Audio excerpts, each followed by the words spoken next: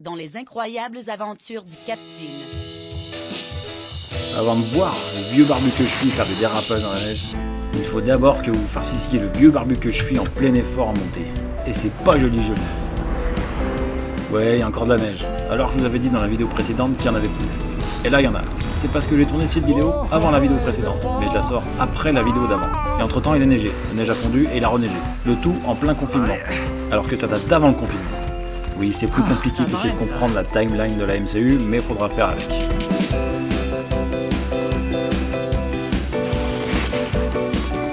Bref, aujourd'hui on ride de l'or en barre sur la barre des fêtes. Vous avez compris le jeu de mots? Ah, on se tape des barres ici. N'en jetez plus, la coupe est pleine. Ah, ça se coule les doigts. Ah merde, mon masque. Une fois que notre champion aura mis son masque et aura rejoué l'éternel gag du « Est-ce que j'ai débloqué les suspensions ?», on va pouvoir attaquer. Bonjour. D'ailleurs, je parle de barre des Fecles, mais c'est plutôt le sentier de la barre des Fecles, parce que la barre des Fecles en elle-même est inaccessible. C'est cette espèce de gros bloc rocheux qui menace de se péter la margoulette. Et le truc que je viens de croiser, c'est une balise Argos qui mesure sa position en temps réel. Et si jamais elle devait s'effondrer sur la ville en contrebas, théoriquement, on serait averti dans les temps et tout le monde pourrait évacuer et il n'y aurait pas de victimes. Théoriquement. Ce sentier est l'un des plus fréquentés de Nantua. On domine le lac, c'est super chouette.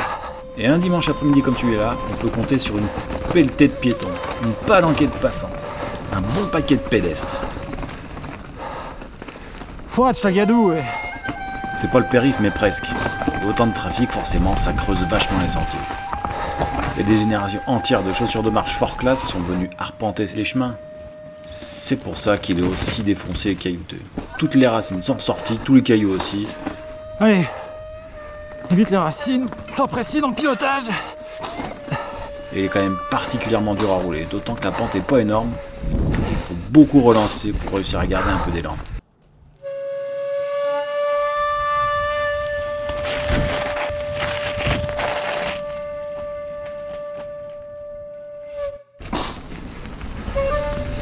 Ici, les montagnes sont calcaires, et donc particulièrement friables. Et il n'est pas rare que des gros gadins de plusieurs dizaines de tonnes, voire plusieurs centaines de tonnes, se détachent de la montagne et débaroulent dans les glacis prévus à cet effet. Les glacis, pour ceux qui l'ignorent, c'est des espèces de pare-pierres. Leur but est d'arrêter les gros cailloux qui tombent avant qu'ils n'écrasent une maison ou une voiture.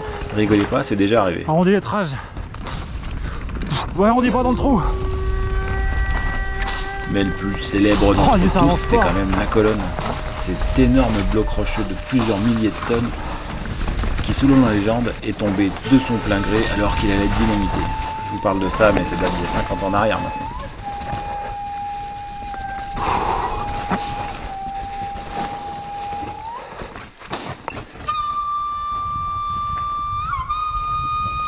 Regarde pas ta roue avant, regarde le chemin.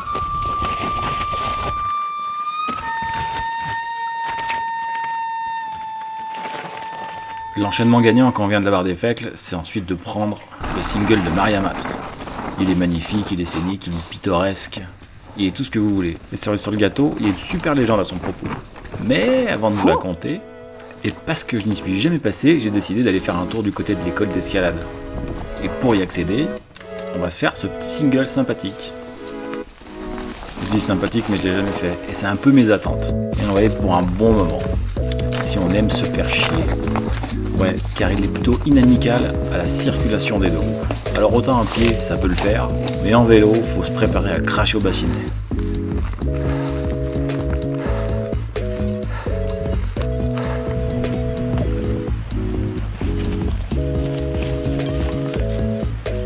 Raté. En revanche, en guise de récompense, on a quand même droit à un super panorama babu sur le lac, avec personne d'autre à côté. Et un dimanche après-midi bondé, ça n'a pas de prix. Et finalement, ça arrive pas si souvent que ça qu'on fasse une pause en vélo pour regarder ce qui se passe autour de nous. Alors contempler, c'est drôlement beau. Après avoir piteusement poussé Polo jusque dans le droit chemin, on peut reprendre là où on s'était arrêté. Et on en était resté à Maria Matre. Et j'allais vous raconter son histoire. Mais avant, on va descendre un petit peu. Histoire que vous puissiez prendre la température de ce chemin si vous ne le connaissez pas encore.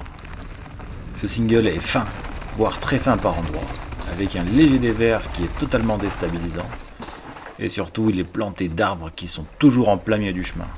Alors oui, ces magnifiques pins morts d'Autriche sont superbes et majestueux, mais ils font quand même bien chier.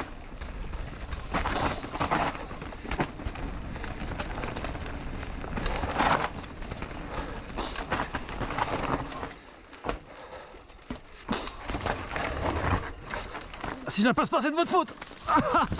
Merde. Elle est dure celle-là. J'arrive pas à la passer. Et même si techniquement ce chemin n'est pas très dur, moi je le trouve toujours super intimidant. Je l'ai pris un bon paquet de fois, mais j'ai jamais vraiment été à l'aise dessus. Surtout que pour la majorité de la descente, le dévers est du côté droit, c'est-à-dire mon pied fort. Et je sais pas pourquoi, mais ça me bloque.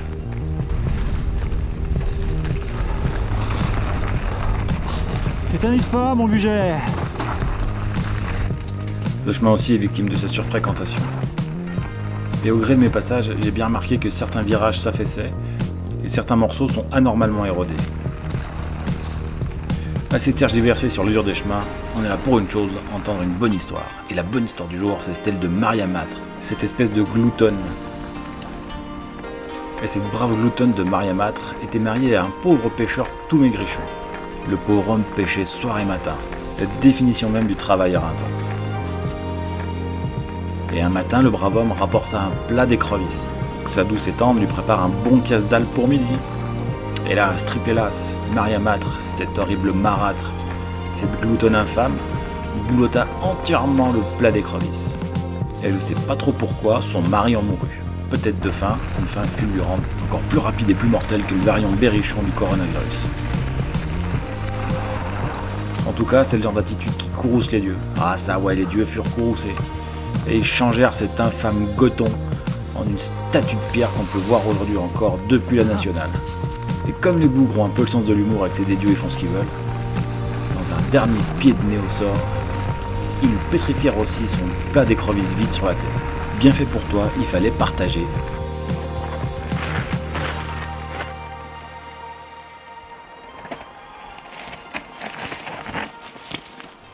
La morale de cette histoire quand même, vous l'avez tous compris, c'est qu'il faut pas faire chier les dieux. Et si jamais t'es détenteur d'un plat d'écrevisses, ce mets raffiné aux succulentes saveurs nantuassiennes cattelardes, partage-le avec ton voisin, sinon tu finiras transformé en gadin au-dessus de la nationale.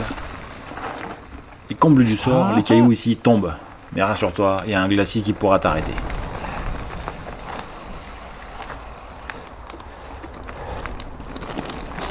Caillou mou. Court mais mou quand même. Et pendant que je vous tiens, impossible de ne pas parler de la section finale de la descente, celle qui satellise JRM en orbite. N'hésitez pas à aller voir sa version des faits parce que c'est toujours aussi spectaculaire, même 2 ans plus tard. Avant de me lancer dans la descente de Maria Matre, j'ai fait face à un dilemme. Dois-je descendre par là, parce que ça fait un petit moment que je suis pas passé, ou dois-je descendre par le plateau de Don? Non, pas d'homme, Don.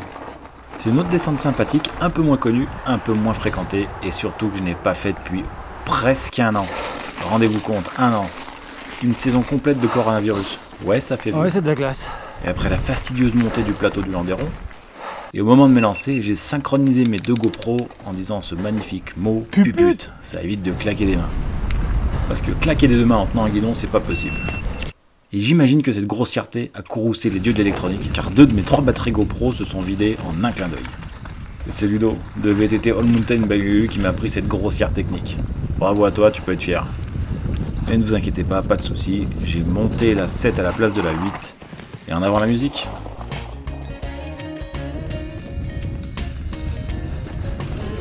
Dans mon souvenir, cette section du chemin était absolument infâme, complètement aléatoire, avec des gros gadins de partout. Mais Cyril était passé là avant moi et m'avait dit qu'elle avait été nettoyée. J'ai même cru qu'on parlait pas du même chemin tellement ça me surprenait. Donc je suis allé voir de visu. Et effectivement, je sais pas si c'est des passages de motocross ou simplement l'action de l'eau quand elle débaroule la pente, ce qui autrefois était un champ de cailloux cradingue à 25%, et maintenant un single super rapide. Ah ouais, celui-là il est grisant, on peut vraiment lâcher les freins et bomber dedans. Par contre, je connais pas les histoires de ce coin de la montagne, donc je pourrais pas vous les raconter. Mais si ça se trouve, il s'est rien passé ici. Ah si, il y a peut-être bien un trésor nazi qui est caché quelque part dans les parages. C'est pas mal ça quand même. Putain, pourquoi il était en caillou celui-là?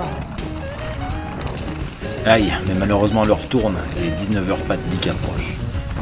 Il va être temps de regagner la maison et se faire cuire une bonne gamelle de queue d'écrevisse parce que c'est drôlement succulent. Putain! Si jamais un jour vous devez venir rider un entourage, j'ai 2 conseils pour vous. 1. Prenez une bourriche, qu'on puisse ramasser des crevisses et s'en faire un bon gueuleton. 2. Prenez un détecteur à métal, ou à métaux même, parce qu'on sait pas, peut-être qu'il y a un trésor nazi qui dort dans les parages. Et un peu de picaillon en rab à la fin du mois, ça fait plaisir quand même en ces temps troublés et obscurs. Allez, ciao bye les potes, mouchez-vous dans votre coude et on se retrouve très vite sur le vélo. Et profitez aussi de votre serviteur qui n'arrête pas de courir pour faire ses superbes plans fixes. C'est cadeau. Oh putain, si je me la colle pas là-dedans.